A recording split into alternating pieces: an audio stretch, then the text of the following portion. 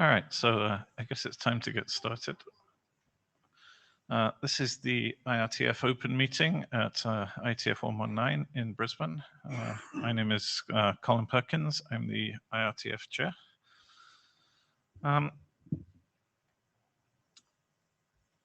Just like to start with the usual reminders.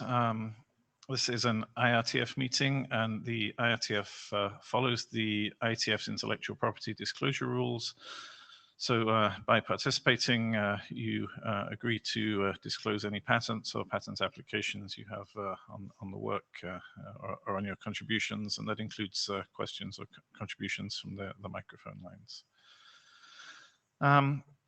In addition, we make audio-video recordings of these meetings available. We're being streamed live on YouTube, and the recording will be on YouTube afterwards. If you come to the microphone and speak at the microphone, you will be included in that recording. And if you make comments in the chat as well, those will be recorded. If you're participating in person and do not wish to be photographed, then please wear one of the red do not photograph lanyards. But as I say, if you speak at the microphone, whether or not you're wearing those lanyards, you are consenting to be recorded. If you're participating online, please make sure your camera and your microphone are turned off unless you're actively asking the questions. And please do use the common Meet Echo queue, both for online and in-person attendees.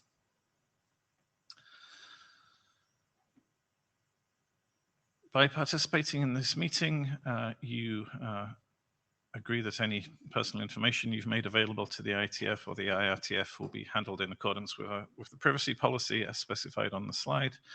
And you also agree to work respectfully with the other participants in the meeting, and the code of conduct and the anti-harassment procedures do apply. And if you have any questions or concerns about that, either contact me as the IRTF chair or contact the Ombuds team, and their contact details are on the slide there. If you are attending in person, please scan the QR code to have your attendance recorded.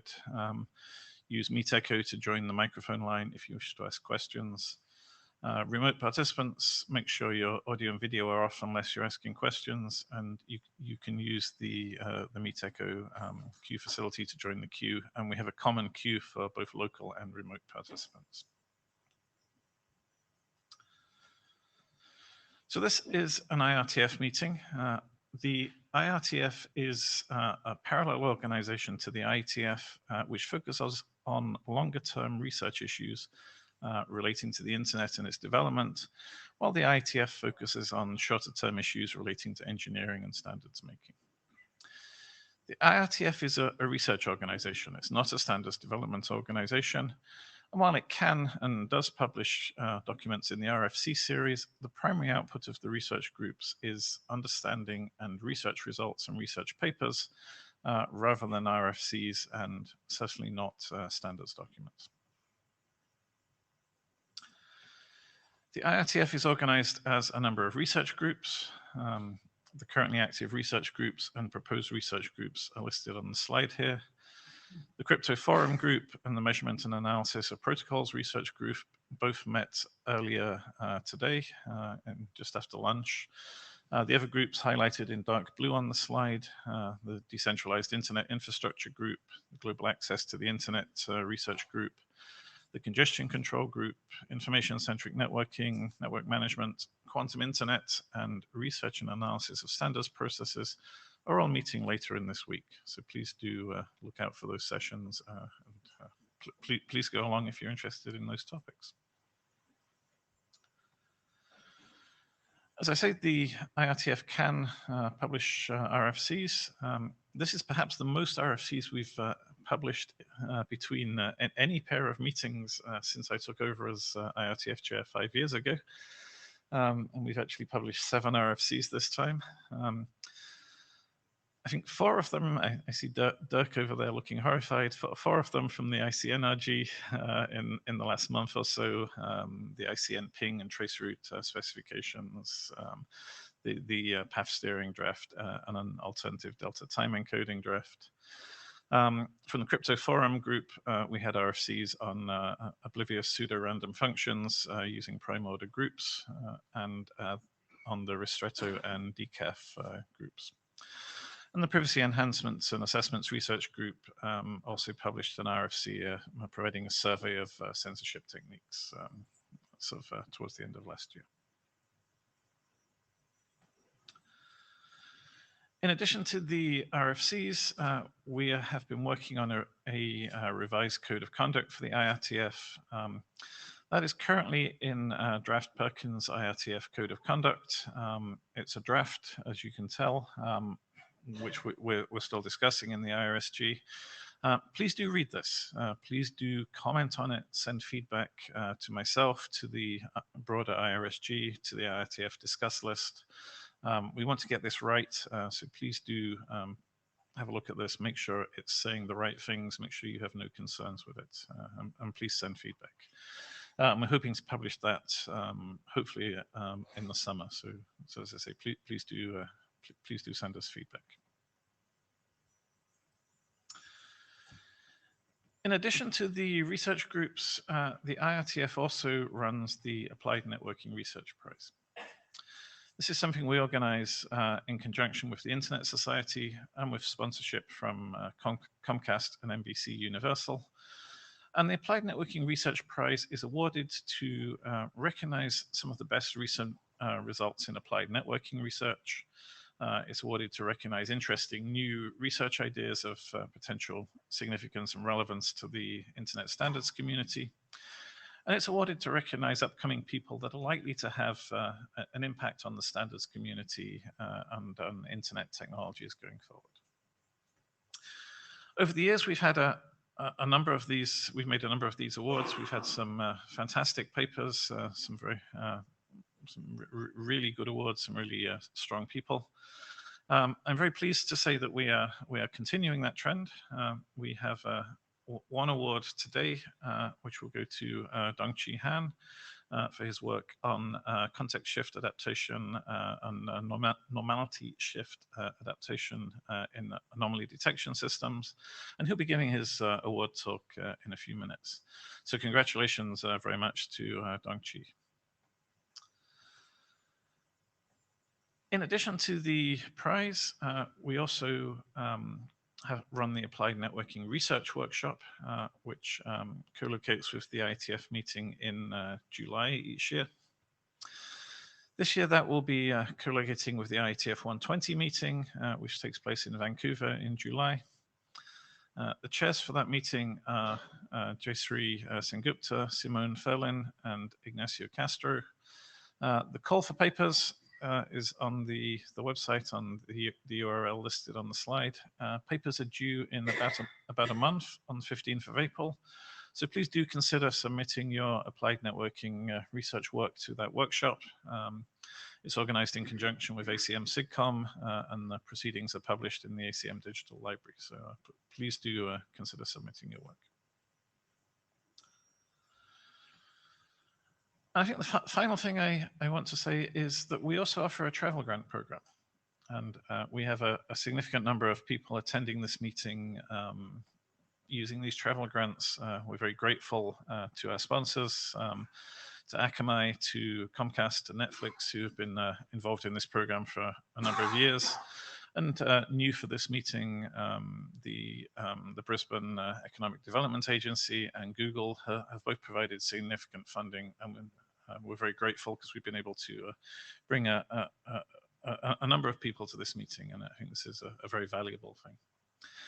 We will have travel grants available for the future meetings, so if you are interested in attending the Vancouver meeting or the meeting in Dublin in November, travel grants will become available, and the call for travel grant applications for the Vancouver meeting will be available in the next couple of weeks at the URL on the slide. So if you're interested in that, please do look out. And with that, that's all I have to say. The main focus of the meeting is Dongqi's award talk. So please welcome Dongqi up to the microphone, and we'll move on to the awards.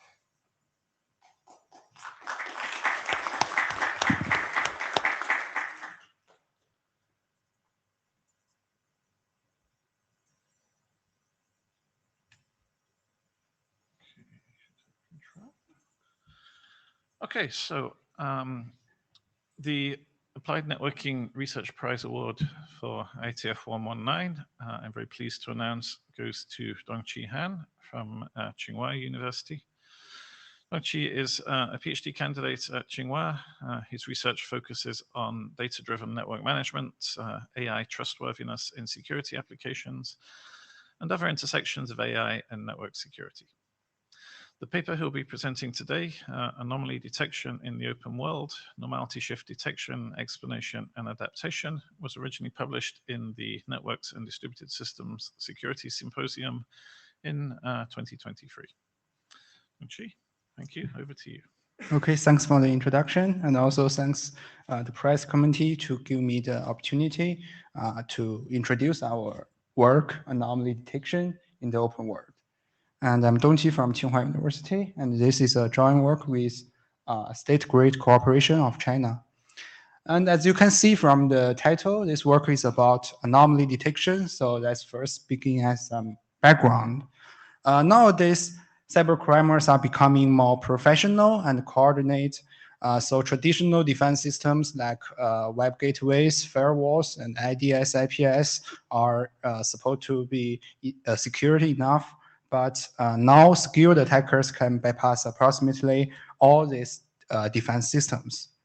So in this context, anomaly detection has been widely used in diverse networking, network security applications for the great performance of learning without knowledge of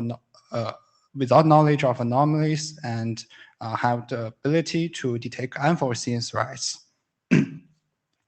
And with the emergence of deep learning, it has been shown that deep learning has a great potential to build network security applications. So compare with the traditional algorithm, the advantage of deep learning is to learn better nonlinear and hierarchical features from complex and massive data. So the learning mechanism of deep learning-based anomaly detection is called zero positive learning. Here, positive means anomalies. So zero positive learning means the deep learning model are trained with only normal data. And typically, there are two kinds of zero positive learning. So the first one is reconstruction-based learning. And this is usually achieved by generative models such as GAN, autoencoder, variational autoencoder. So during training, only normal data is fed into the model to minimize the reconstruction error between model input and model output.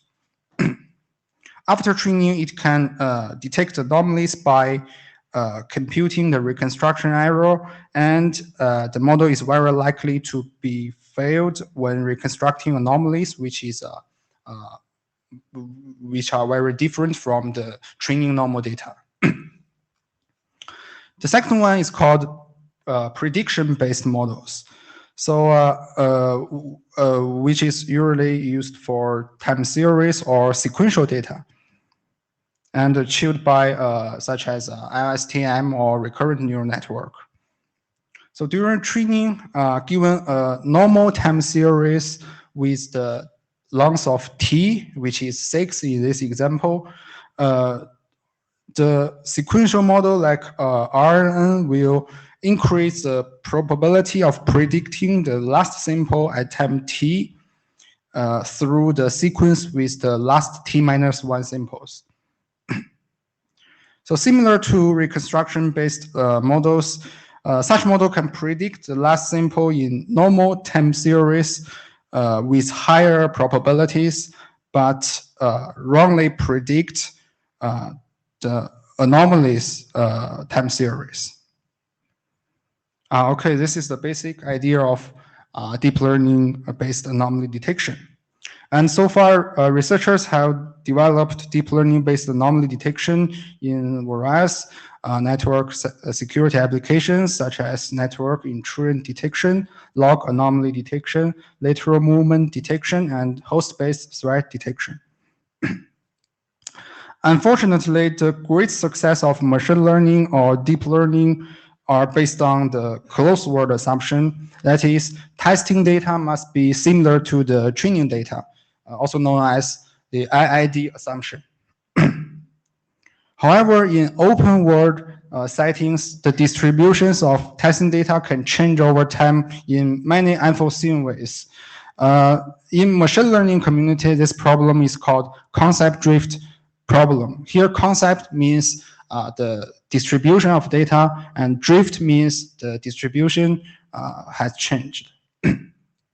And concept drift can be quite common in security.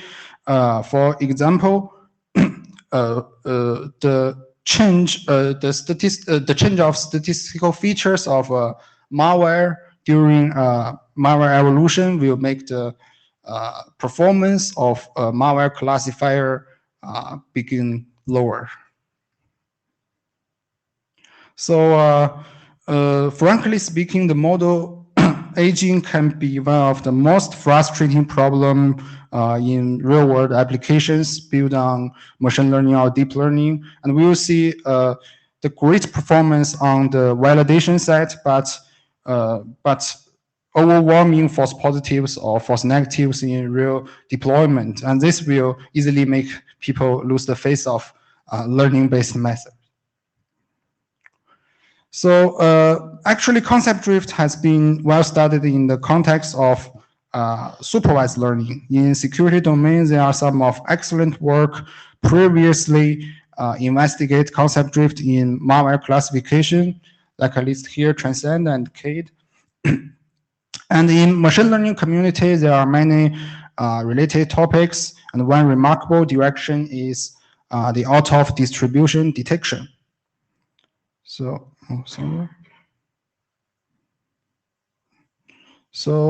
as shown in the left picture, if a sample doesn't belong to the distribution of existing classes, it will be detected as an OOD sample. However, anomaly detection models are built on purely normal data, so they are immune to the drift of malicious or abnormal distribution changes, but comes at the price of more severe impact when the distribution of normality shifts. Here, normality means the distribution of normal data.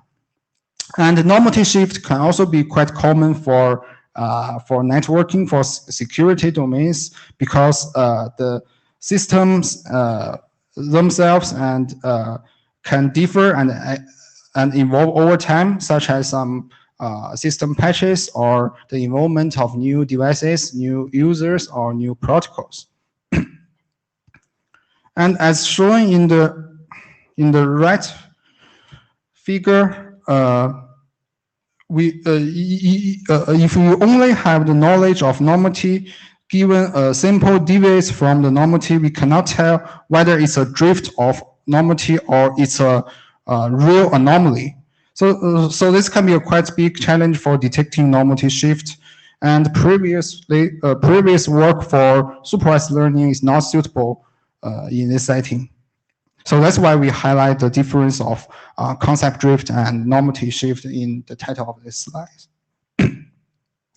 So we summarize the first key insight is here for anomaly detection without ground truth label. Anomaly shift and real anomaly is not distinguishable. And to mitigate concept drift or anomaly shift problem, there are basically two pipelines. The first one, which is often used, is to periodically retrain the model with new and old data, or train a new one, a new sub-classifier to ensemble. However, we think this is not suitable for practical applications because continuous training is labor-intensive and hard to obtain the reason or the timing of shift. So the second solution is to first determine and then investigate and finally adapt to the shift or the drift. And this is our scope. So the second insight here is we need to decide whether, when, and how shift occurs before adapting models to the shift.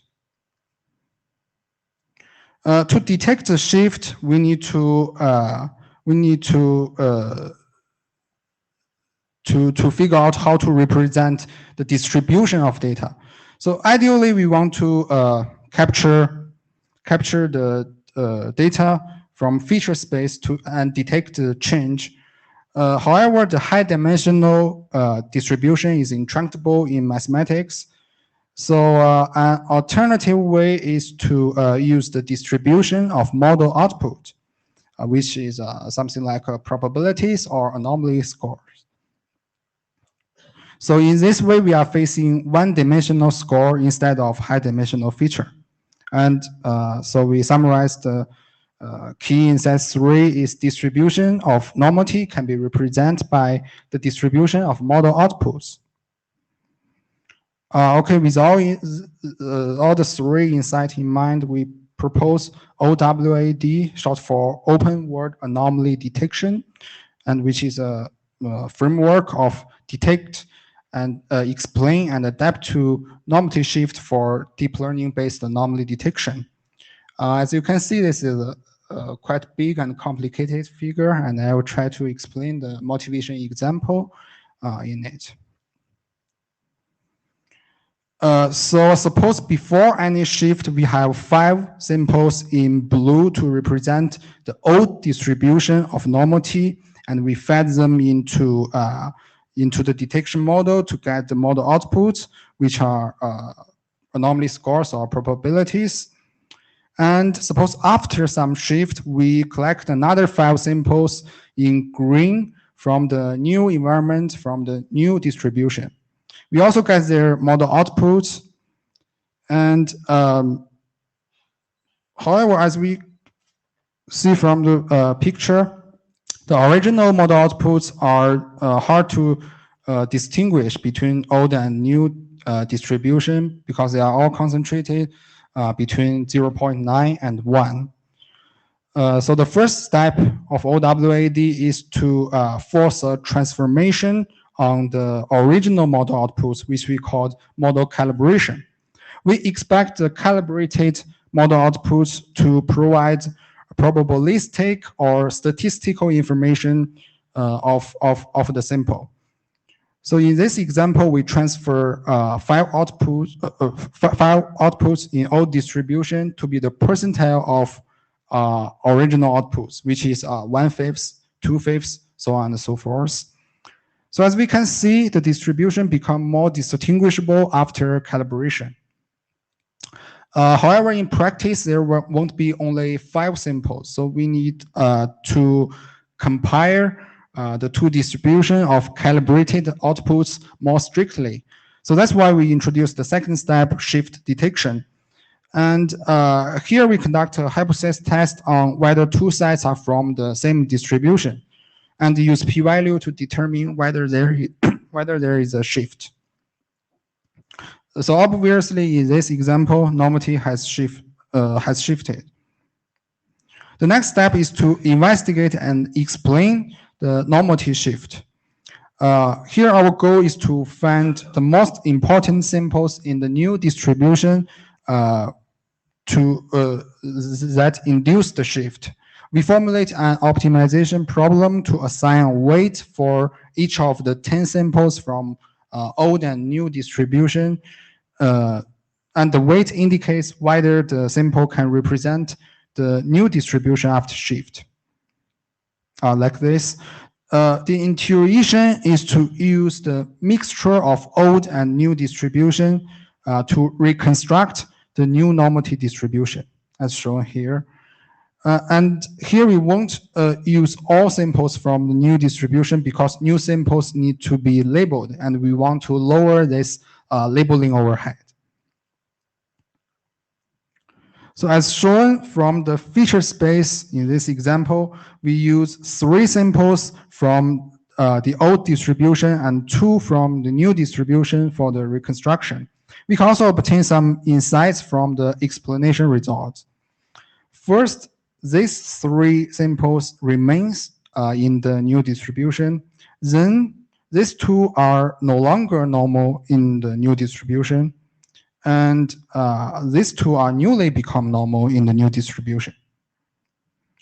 After selecting the important samples, we need to label them to filter out anomalies, because we won't let anomalies go into the to the anomaly detection model. Finally, in the last step, we update the anomaly detection model for adapting to the shift. We retrain the deep learning model with the samples selected from the last step, as it can represent the new distribution. And to avoid forgetting useful knowledge when updating model, we assign different weights for each sample, which is exactly same to the weight derived from the aforementioned shift explanation. So this is the basic idea of OWAD, and note that this whole procedure can work iteratively to make sure that anomaly detection model is always up to date. So let me introduce a little bit more detail of each of the 4 steps in OWAD. And for first step, output calibration. In supervised learning, model calibration is to transform classifier scores into class membership probabilities. For example, if we have 100 predictions, which are always model outputs of 0.8 after calibration, then the ideal case is that exactly 80% of them should be correctly classified. But for anomaly detection, we don't have two class labels, so we cannot use the above accuracy-like metrics as the goal of calibration. So here we propose a new one, which is the percentile of model outputs among all training normal data. And here is an example. After calibration, we can see that the outputs are uniformly distributed between 0 and 1. So how to achieve this? Basically, we can select some parametric function and estimate the parameter using the original and expected outputs. So in this study, we use historic regression as the basic function, because it meets all these 3 requirements. And about the second step, after calibration, we perform a hypothesis test on the new and old calibrated outputs to determine whether there is a normative shift between 2 distributions. So here the null hypothesis is that 2 data are from the same distribution. So this means no drift happen, and the alternative hypothesis is just the opposite. And we choose permutation testing in this work as it is distribution free, support any test statistics, and suitable for small data set, especially considering we have limited new samples due to the labeling overhead.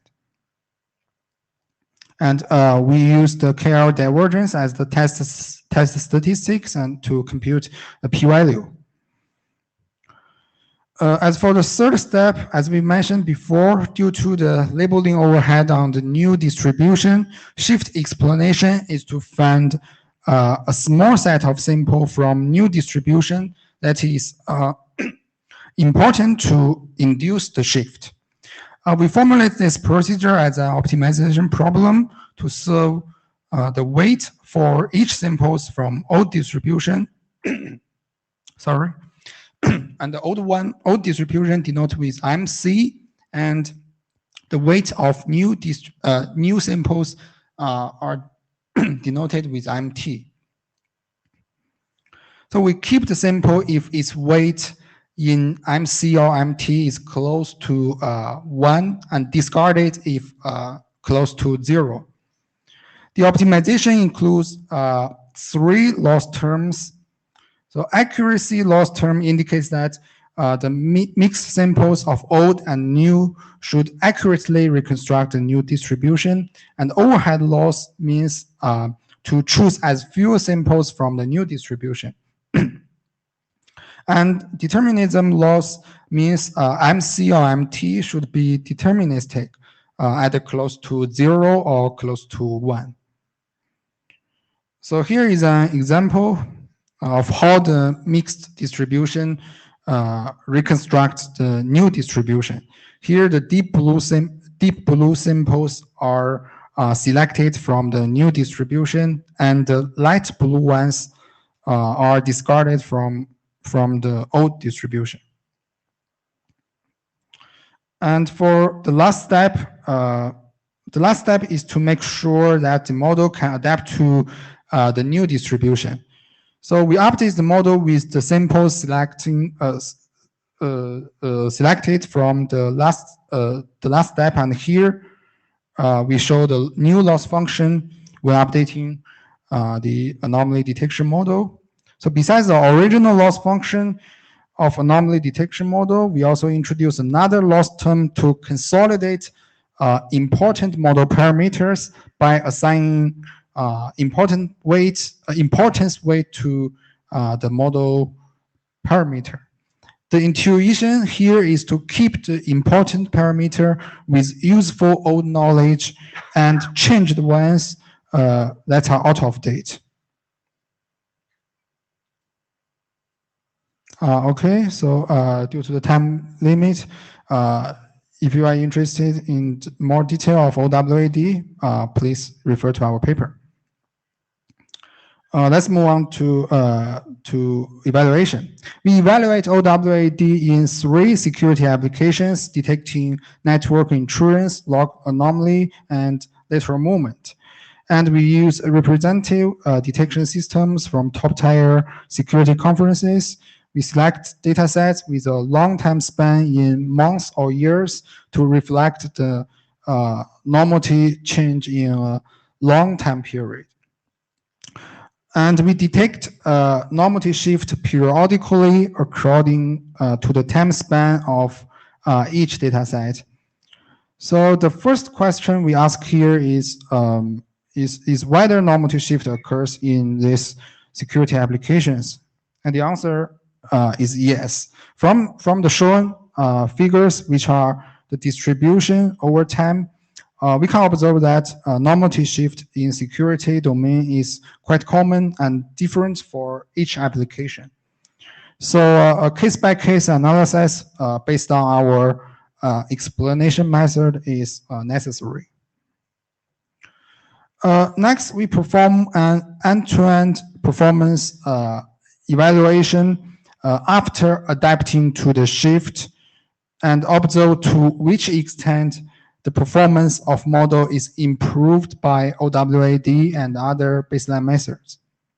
So as shown in this figure, we simulate a scenario and split the dataset into different time points, which is T0, T1, T2, and so on and so forth.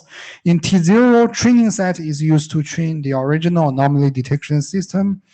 And in T1 and later, validation set is used to detect and adapt to the shift, and test set is used for evaluation.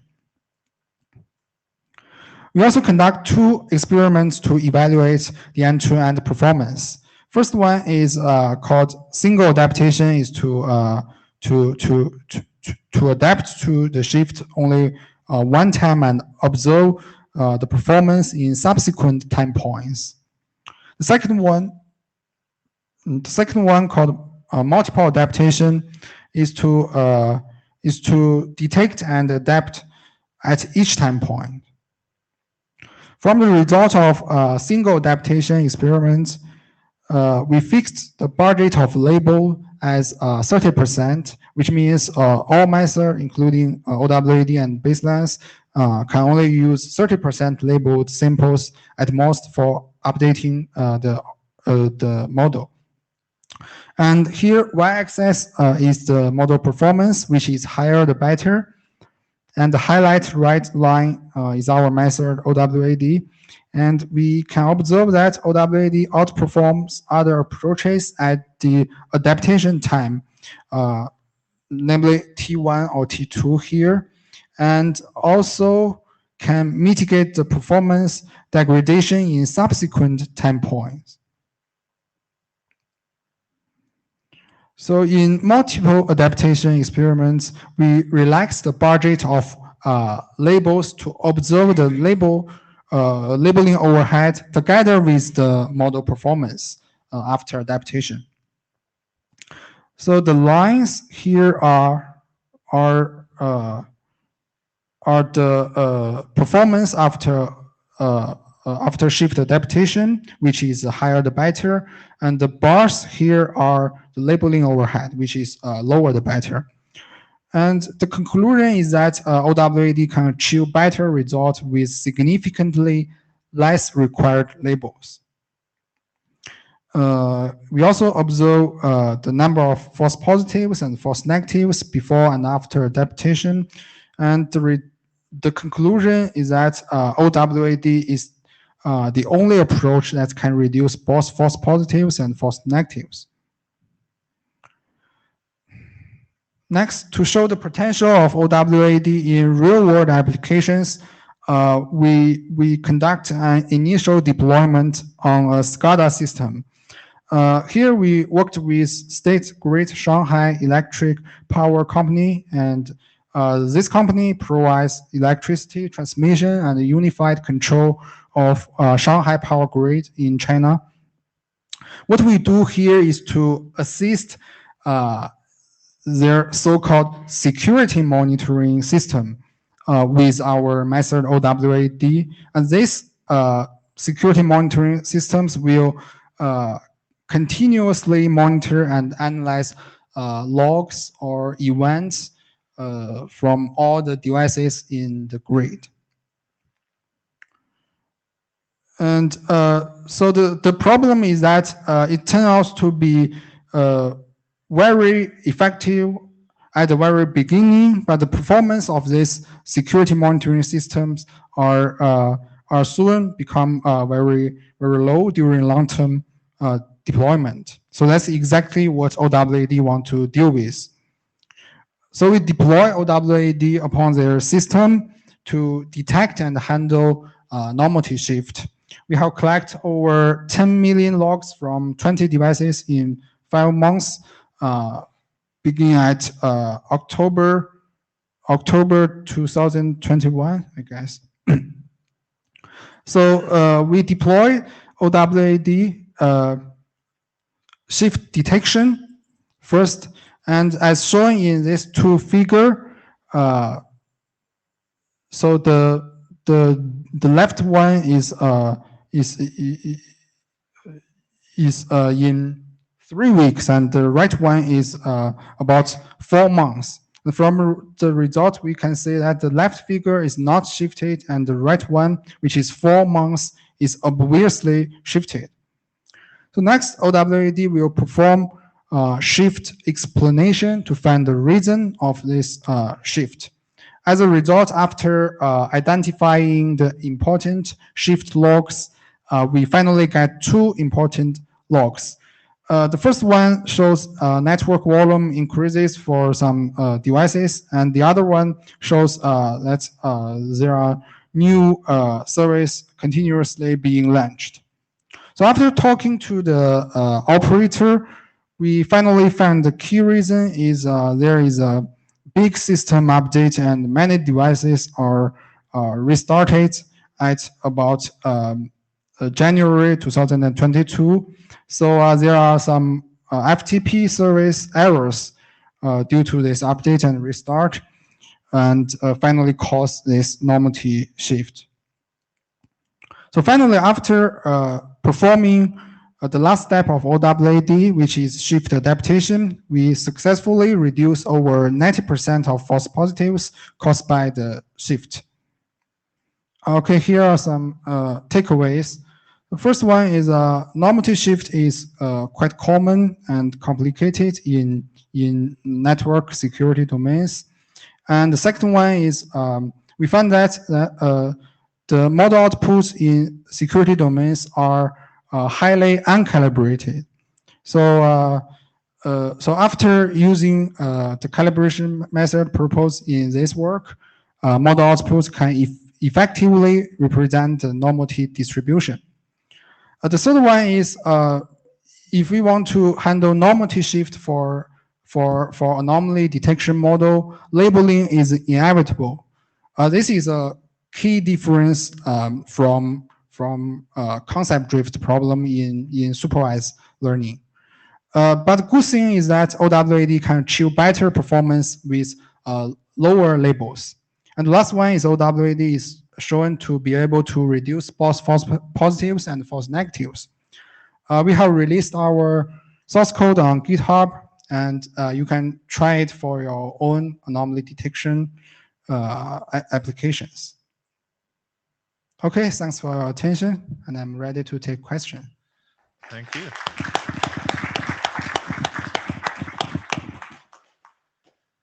All right, does anyone have any questions for the speaker?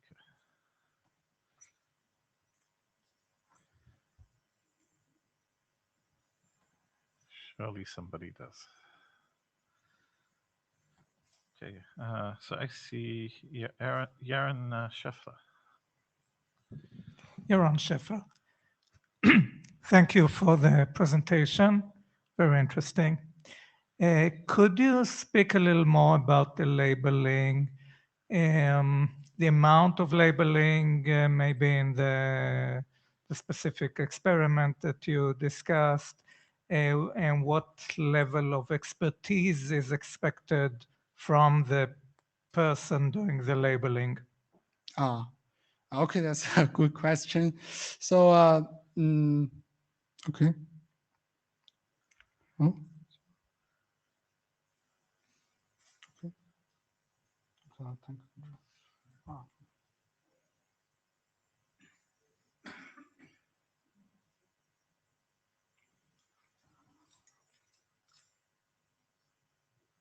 Okay. So the labeling is a key step between shift explanation and shift adaptation, because shift explanation will give us some important samples induce the shift, and we need to filter all the anomalies, because the anomaly detection model here is only trained with normal data. So I think you are asking about in practical applications, what is the labeling overhead, right? Mm-hmm. In the public, in the experiment of using public data sets, I think in network insurance applications, we need to label about 5,000 traffic flow half a year. And for log anomaly detection systems, it's a little bit complicated. We'll need some more labeling overhead, but the good thing is the system logs are turns out to be there are many same or similar logs, so this will reduce the labeling overhead. And for our deployment in SCADA, and to find these two important logs, it just take hours of an operator. Yes. Thank you. Mm-hmm. Okay, thank you.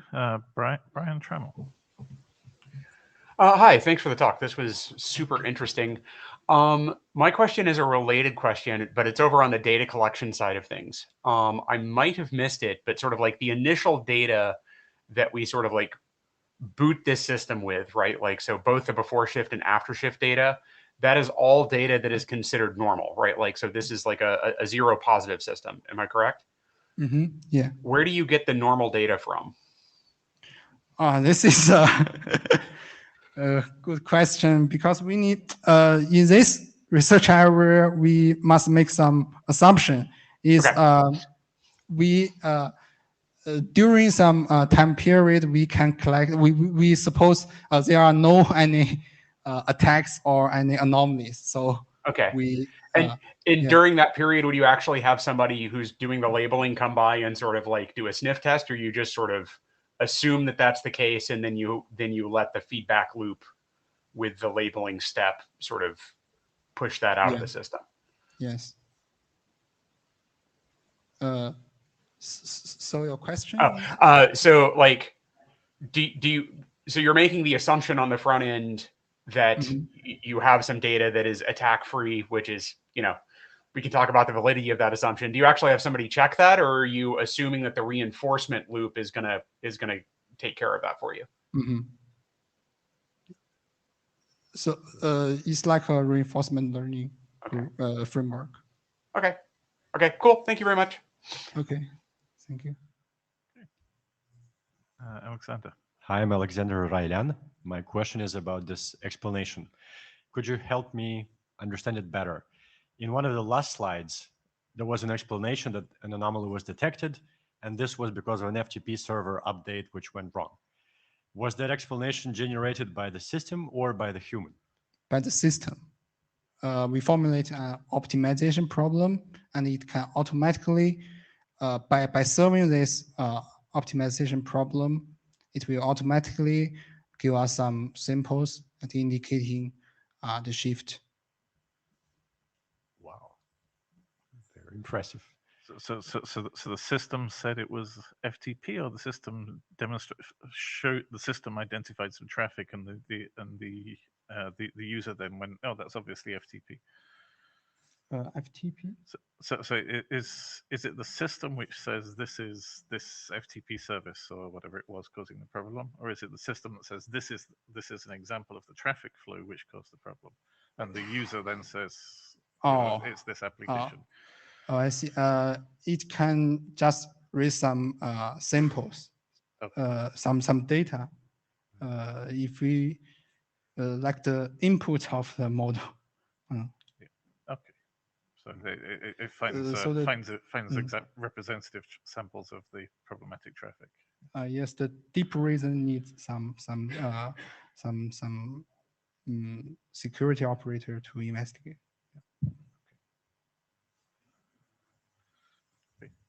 That's still very very helpful.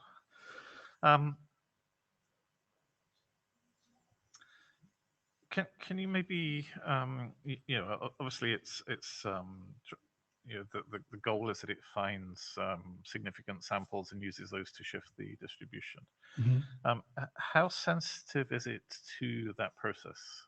If that process is imperfect and it finds perhaps the wrong samples, does that significantly affect the performance, or is it somewhat insensitive to this? It just takes adapts maybe a little slower. You mean when OWD makes some mistakes? Yeah, right. If its process of finding the significant samples is imperfect, does that really throw it off, or is it just is it really sensitive to this process's accuracy, or is it? I guess have you evaluated how sensitive is it to this process's accuracy? Yes, I have evaluated the robustness of the explanation. So if you add some small noise on the original inputs, so what it will be in the model outputs. So the result turns out to be it's okay about such small noise. Okay, thank you. Hannes. Hi, Hannes. Could you say a little bit more about your experience with the SCADA system? What type of traffic was that?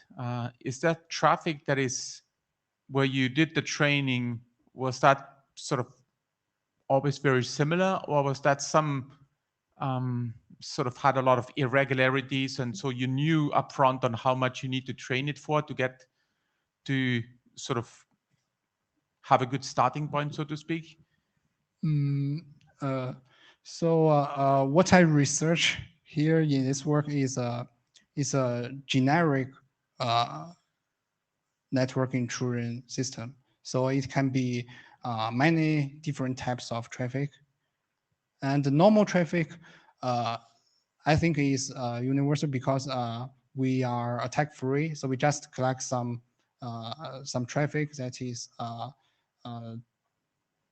does not include some attacks, some anomalies, and theoretically we can detect any attacks or anomalies deviates from such normal traffic. But for example, you mentioned in one of your applications, you had this, if you go back a little or forward, I don't know where it was. This one? Background SCADA system and state grid. So for some of the, at least the communication protocols I've been working with, some of them had sort of sensors and actuators involved. And so a lot of the interaction that you see on the network depend on what happens in the real world, so to speak. Like the actuators, obviously, if someone does something, or the sensors, if certain events are triggered. So the traffic is it's somewhat hard to say what is the normal traffic. Like, so I'm curious on what your experience was with some of those type of systems where it's not always the same pattern, like you had in your example when something failed, but that may be just a sort of some sensors not triggering some interactions, like you have some motion detection sensors, and sometimes there is just nobody. It's very infrequent, right? Yes, I agree with you. Yeah. So I think this is a common problem for anomaly detection. We need to clearly define what anomaly is and what normality is. So, and anomaly detection algorithms can only work better in some clearly defined problem. We know very clear about what anomaly is, and the normality is very stable. This is very important for anomaly detection. Otherwise, there were overwhelming false positives. Okay, yeah, that's what I'm worried about, the false positives, huge number of false positives. Yes.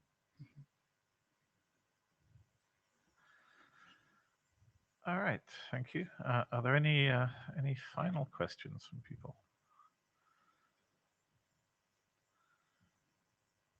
I guess I have one while we're waiting there. Obviously this is an IRTF meeting, and we're co-located with the IETF and the standards body. Is there anything that you think the IETF or the standards community, or perhaps the operator community, could do to help facilitate this type of research? Could help to... It could help make this sort of research, this type of system, work better. Is there any, you're in a room full of people who operate networks and who standardize network protocols. Is there anything we should be doing differently to make this sort of problem easier? I mean, it's a big question. I guess one of the things would be providing test data to test against, but is there anything else we could be doing? Let me see. I actually I have no idea about it. Sorry. I guess data is probably the main thing. Maybe I can think later about this. Sure, absolutely, absolutely. All right, Chin. Just try to answer Colin's question. Actually, in IETF, they currently formed a new working group focused on, it's NMOps actually, and there's some, AI related topic. They, focus on nano anomaly detection, and maybe one use case is, for example, SRv6 visibility or these kind of cases. So they can use AI to, detect some anomaly. So just before this meeting, we have, 3 drafts, try to explore, incident terminology, incident nano management, and also metadata connection for nano anomaly detection. I think seems can synergize with your, can leverage some research results. I think you can consider whether you willing to contribute, for NLOps. Yeah. Thank you, Rüdiger. Sorry. Rüdiger Volk, for a quarter of a century operator. couple of years ago. I think I heard you answer to Hannes that you need to know what is well, okay, an anomaly, right? Or did you say you need to know what's normal? Well, okay, kind of two sides of the same thing. As an operator, I view anomalies as something that is unexpected.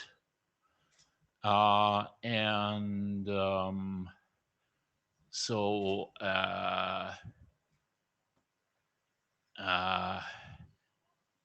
yeah, well,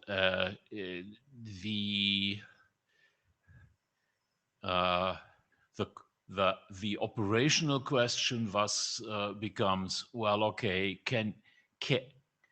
how sure can I be that anything that is anomal actually triggers an alarm? Okay, thanks for the good insight of anomaly. All right, thank you. We are about out of time, so thank you very much for the questions. Thank you very much for an excellent talk. Congratulations again on the award, and thank you again.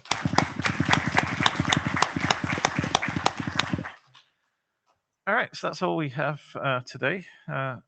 Please do consider submitting your papers to the Applied Networking Research Workshop, which will be happening at the IETF in July in Vancouver. And we'll also have a number of ANRP talks there as well. So thank you, everybody. And that's everything for today. Thanks all.